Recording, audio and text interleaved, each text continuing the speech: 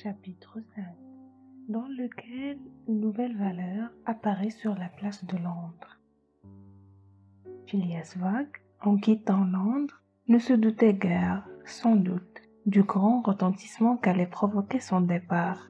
La nouvelle du pari se répandit d'abord dans le Reform Club et produisait une véritable émotion parmi les membres de l'honorable cercle. Puis, du club, cette émotion passa aux journaux par la voie des reporters, et des journaux au public de Londres et de tout le Royaume-Uni.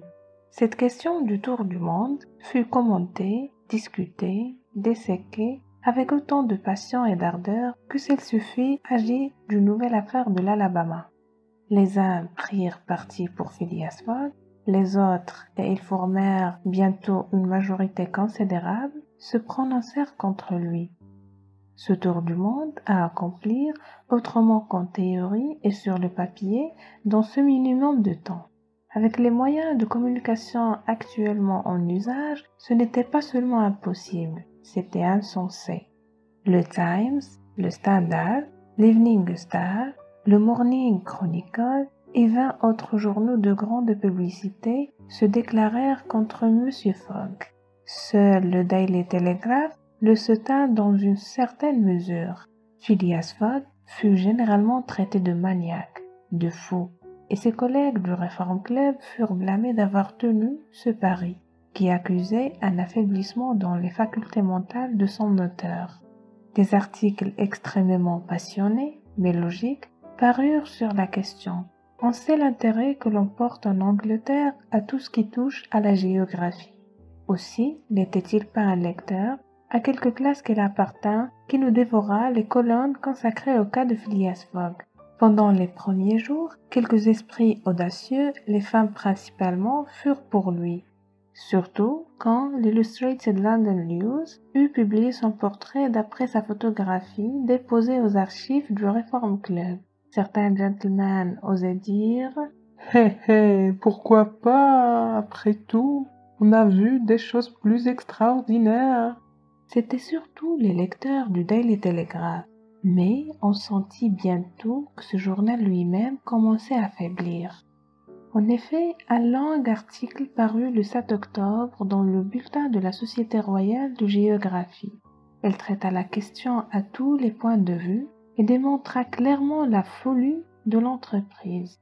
D'après cet article, tout était contre le voyageur. Obstacle de l'homme, obstacle de la nature. Pour réussir dans ce projet, il fallait admettre une concordance miraculeuse des heures de départ et d'arrivée. Concordance qui n'existait pas, qui ne pouvait pas exister.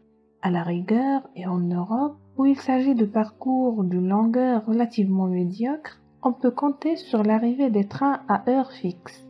Mais, quand il emploie 3 jours à traverser l'Inde, 7 jours à traverser les États-Unis, pouvait-on fonder sur leur exactitude les éléments d'un tel problème?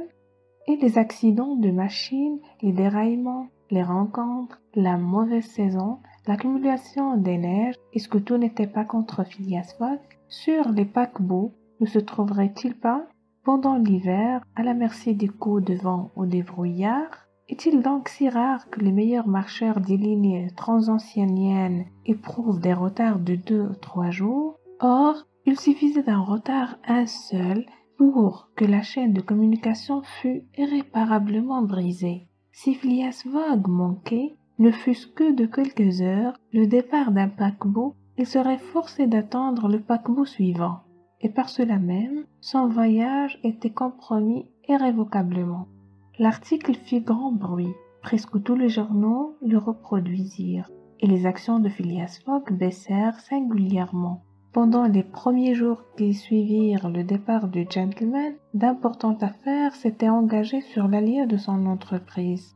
On sait ce qui est le monde des parieurs en Angleterre, monde plus intelligent, plus relevé que celui des joueurs. Parier est dans le tempérament anglais. Aussi, non seulement les divers membres du Reform Club établirent-ils des paris considérables pour ou contre Phileas Fogg, mais la masse du public entra dans le mouvement. Phileas Fogg fut inscrit comme un cheval de course à une sorte de Stud Book.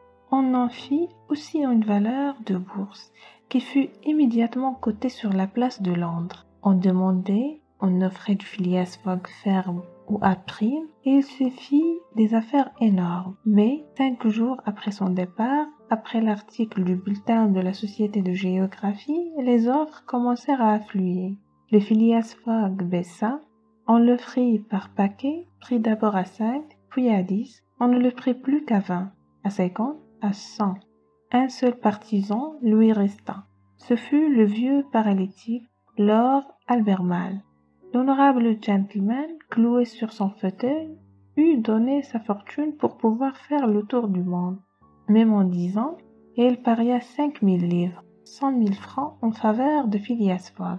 Et quand, en même temps que la sottise du projet, on lui en démontrait l'inutilité, il se contenait de répondre « Si la chose est faisable, il est bon que ce soit un Anglais qui le premier l'ait faite. » Or, on en était là. Les partisans de Phileas Fogg se raréfiaient de plus en plus. Tout le monde, et non sans raison, se mettait contre lui. On ne le prenait plus qu'à 150, à 200 contre 1, quand, 7 jours après son départ, un incident complètement inattendu fit qu'on ne le prit plus du tout. En effet, pendant cette journée, à la heure du soir, le directeur de la police métropolitaine avait reçu une dépêche télégraphique ainsi conçue. Suis à Londres, Rowan, directeur police, administration centrale, Scotland Place. Je file voleur de banque, Phileas Fogg, envoyé sans retard, mandat d'arrestation à Bombay, Inde anglaise, fixe, détective. L'effet de cette dépêche fut immédiat. L'honorable gentleman disparut pour faire place au voleur de banknotes. Sa photographie, déposée au Reform Club avec celle de ses collègues, fut examinée. Il reproduisait trait pour trait l'homme dont le signalement avait été fourni par l'enquête. On rappela ce que l'existence de Phileas Fogg avait de mystérieux, son isolement, son départ subit, et il parut évident que ce personnage, prétextant un voyage autour du monde et l'appuyant sur un pari insensé, n'avait eu d'autre but que de dépister les agents de la police anglaise.